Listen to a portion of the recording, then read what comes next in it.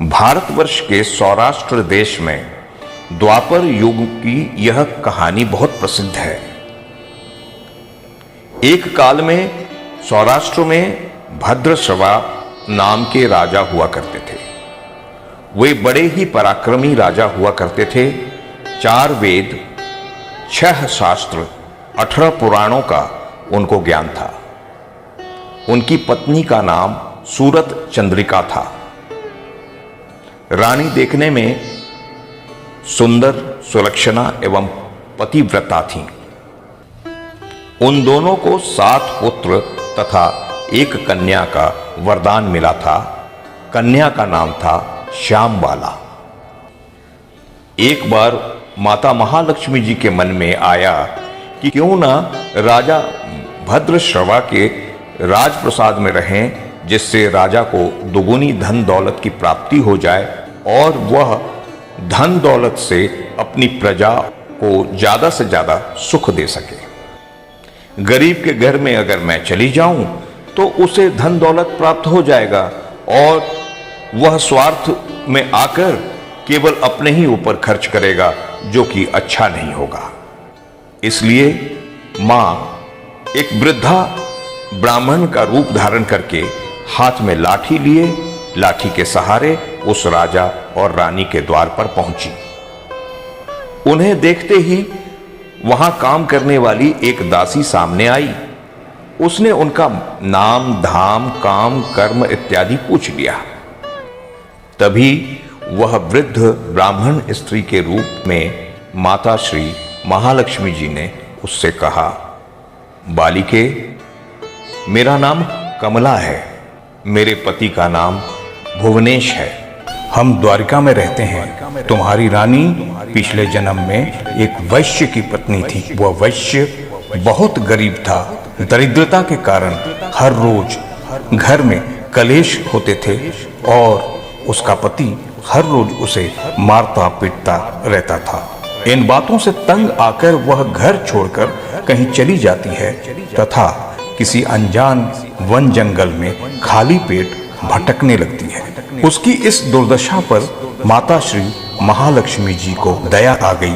तब उन्होंने अपना रूप बदलकर उसे सुख संपत्ति प्रदान करने वाली देवी माता महालक्ष्मी जी की कथा सुनाई और उसने माता श्री महालक्ष्मी जी का व्रत भी किया था, जिस पर माता महालक्ष्मी जी प्रसन्न होती हैं और उसका सारा कष्ट, उसकी सारी गरीबी दूर हो जाती है।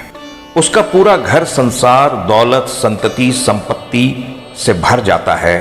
बाद में पति पत्नी दोनों परलोक सिधार जाते हैं।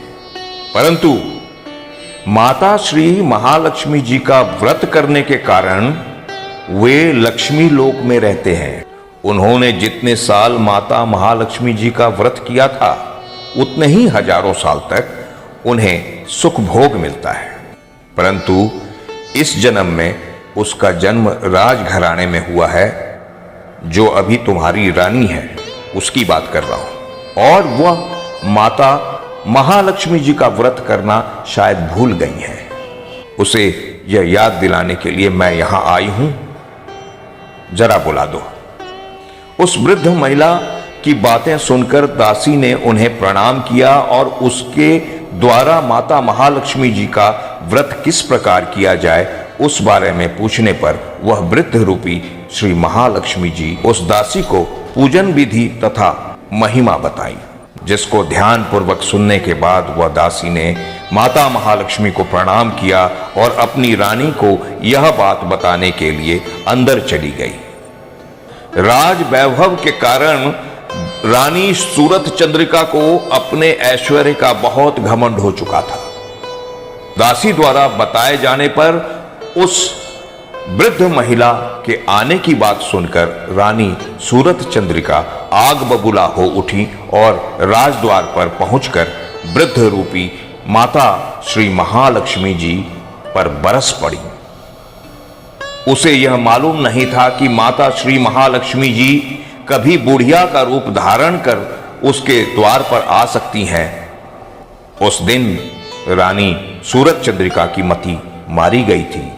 उसका घमंड सामने आ गया था और उसने उस वृद्ध महिला रूपी माता श्री महालक्ष्मी जी का अनादर और अपमान कर देती हैं। तब उस रानी का ऐसा बर्ताव व अनादर से वह क्षुब्ध होकर वृद्ध रूप में आई माता श्री महालक्ष्मी वहां रुकना उचित नहीं समझती हैं और वहां से तुरंत चल पड़ती हैं। थोड़ी दूर आगे बढ़ने पर उनको उसी रानी सूरज चंद्रिका की बेटी राजकुमारी श्यामबाला मिल जाती है। वह वृद्धा रूपी माता महालक्ष्मी श्यामबाला को यह सारी बातें बताती है। श्यामबाला अपनी मां यानी रानी सूरज चंद्रिका की ओर से माता महालक्ष्मी जी से क्षमा मांगती है। तब माता को उस पर दया आ जाती है। वे श्यामबाला को श्री माता महालक्ष्मी जी के व्रत के बारे में बताती है।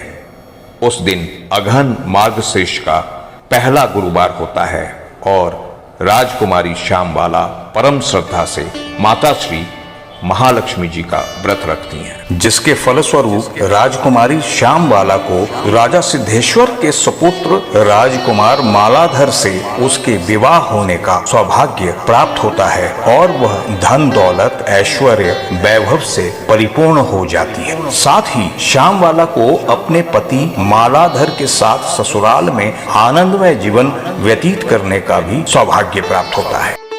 उधर माता महालक्ष्मी का रानी सूरत चंद्रिका पर प्रकोप होता है, जिसके फलस्वरूप राजा भद्रश्रवा का राज्य एवं राज कारोबार नष्ट हो जाता है। यहाँ तक कि खाने के लाले पड़ जाते हैं, एक एक दाने के लिए उनको तरसना पड़ जाता है। ऐसी हालत में एक दिन रानी सूरत चंद्रिका अपने पति राजा भद्रश्रवा से निवेदन करती हैं कि हमारा दामाद इतना बड़ा राजा है, धनवान है, ऐश्वर्यशाली है, उनके पास आप क्यों नहीं जाते हैं, उनको अपनी हालत क्यों नहीं बताते हैं, वह जरूर हमारी मदद करेंगे। इस बात पर निर्णय लेकर राजा भद्रश्रवा अपने दामाद और पुत्री श्यामबाला के पति राजा मालाधर के पास रवाना होते हैं। उस राज्य में पहुंचकर राजा भद्रश्रवा एक तालाब किनारे थोड़ी देर विश्राम लेने के लिए ठहरते हैं, जहां तालाब से पानी लेने आती जाती दासियां उन्हें देखती हैं। वे विनम्रता से जब उनकी पूछताछ करती हैं तो वे सभी रानी श्यामबाला के पिता होने के कारण दौड़ती हुई रानी के पास जाकर ये सारी बातें बताती हैं। रानी श्यामबाला दासियों के हाथों राज परिधान भेजकर बड़े ठाठ से उनका स्वागत तथा आदर सत्कार करने में जुट जाती हैं और भरपूर खान पान भी करवाती हैं। जब राजा भद्रश्रवा घर लौटने लगते हैं तो रानी श्यामबाला उन्हें सोने की मोहरों से भरा हुआ एक घड़ा देती हैं। राजा भद्रश्रवा जब वापस अपने घर पर लौटते हैं तो उन्हें देखकर रानी सूरत चंद्रिका बहुत खुश होती हैं। वो सोने की मोहरों से भरे घड़े का मुंह को खुशी खुशी खोलती हैं और चौंक कर कह पड़ती हैं, हे भगवान, इस घड़े में तो सोने चांदी हीरे मोती और धन के बदले कोयले हैं। ये सब अवश्य किसी प्रकोप के कारण से हुआ है। हे मां महालक्ष्मी, मुझसे कोई भूल हो गई हो तो मुझे माफ करना। हे माता, मुझे ऐसी परिस्थितियों से उबारिए, अब कभी मुझसे ऐसी भूल नहीं होगी। हे माता, हे मां महालक्ष्मी, मुझे माफ कीजिए। इस प्रकार दुर्दशा में और कई दिन बीतते हैं। फिर अपने पाप के प्रायश्चित के लिए इस बार रानी सूरत चंद्रिका स्वयं अपनी कन्या रानी श्यामबाला के घर जाती हैं और वह दिन भी अगहन मास का अंतिम गुरुवार का दिन होता है। श्यामबाला माता श्री महालक्ष्मी जी का व्रत करती हैं और अपनी माता रानी सूरत चंद्रिका से भी व्रत करवाती हैं, जिसके बाद रानी सूरत चंद्रिका अपने घर लौटती हैं और माता श्री महालक्ष्मी जी का व्रत रखने पर उनके पति राजा भद्रश्रवा को फिर से अपना राजपाट, धन दौलत, ऐश्वर्य प्राप्त हो जाता है। फिर से सुख, शांति, आनंदमय जीवन लौट आते हैं। कुछ ही दिनों के बाद राजकन्या श्यामबाला अपने पिता के घर जब आती हैं तो उसे उस वृद्धा महिला की बातें याद आती है जिसे वह अपनी माँ रानी सूरत चंद्रिका को याद दिलाती है, और वे पुरानी बातें रानी सूरत चंद्रिका को याद आने पर बहुत ग्लानि होती है। श्यामबाला अपने घर लौटते समय अपने पिता के घर से थोड़ा नमक लेकर अपने घर जाती है। अपने घर लौटने पर श्यामबाला को उनके पति राजा मालाधर पूछते हैं, अपने मायके से क्या लाए हो? रानी श्यामबाला उन्हें जवाब में कहती हैं, वो वहां से सार लाई हूं। पति राजा मालाधर पूछने लगता है, इसका मतलब क्या हुआ?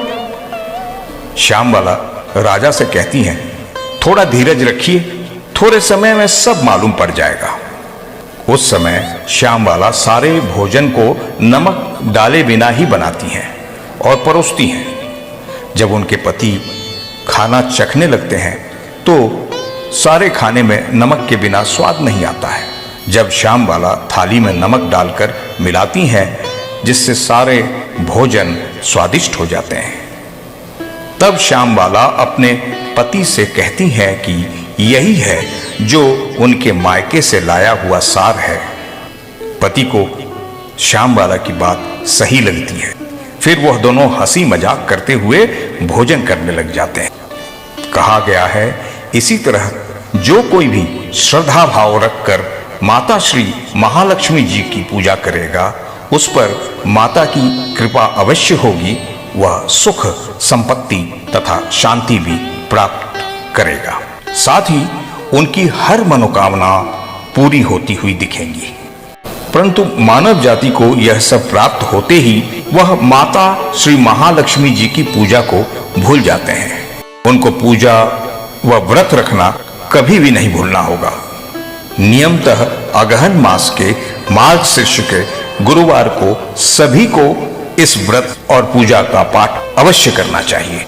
तभी माता श्री महालक्ष्मी जी का आशीर्वाद उनको प्राप्त होगा और उन पे माता श्री महालक्ष्मी जी की कृपा बनी रहेंगी। इस प्रकार से अगहन मास के माघ शीर्ष के माता श्री महालक्ष्मी जी के गुरुवार की कथा संपूर्ण होती है।